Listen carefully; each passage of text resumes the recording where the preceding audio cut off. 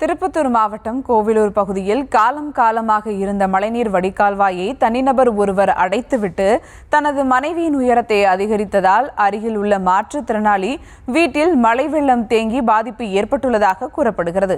இது குறித்த மேலும் விவரங்களோடு இணைகிறார் செய்தியாளர் நித்யானந்தன். வணக்கம் நித்யானந்தன், விவரங்கள்.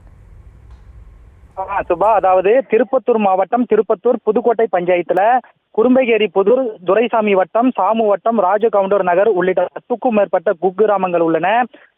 மேலும் இந்த குக்கிராமங்களிலிருந்து வெளியேறும் மழைநீர் பார்த்தோம்னா கால்வாய் மூலம் கோவிலூர் வழியாக சென்று புதுக்கோட்டை ஏரியில் வந்து அடைந்தன.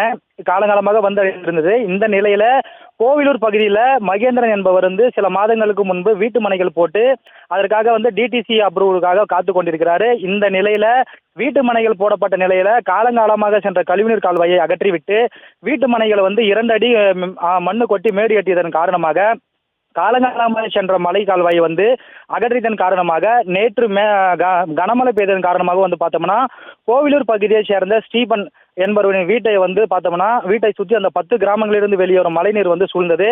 இதனால ஸ்டீபன் என்பவருடைய வீட்டை சுற்றிலும் மழைநீர் ஆக்கிரமிப்பு செய்தது. இதனால பார்த்தோம்னா வீட்டில் வசிக்கும் அவருடைய மாற்றுத்திறனாளியான ஜூலியஸ் யாசல்லா என்ற மாற்றுத்திறனாளி தினந்தோறும் பார்த்தோம்னா மருத்துவமனைக்கு அழைத்து செல்வது வழக்கம். ஆனா இந்த மழைநீர் சூழ்ந்த காரணத்தினால மாற்றுத்திறனாளியை மருத்துவமனைக்கு அழைத்து செல்லாத சூழ்நிலையும் ஏற்படுத்தியுள்ளது.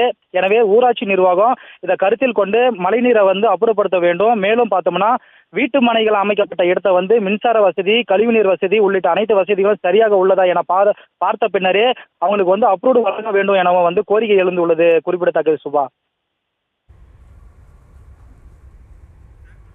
விவரங்களுக்கு நன்றி நித்யானந்தன்.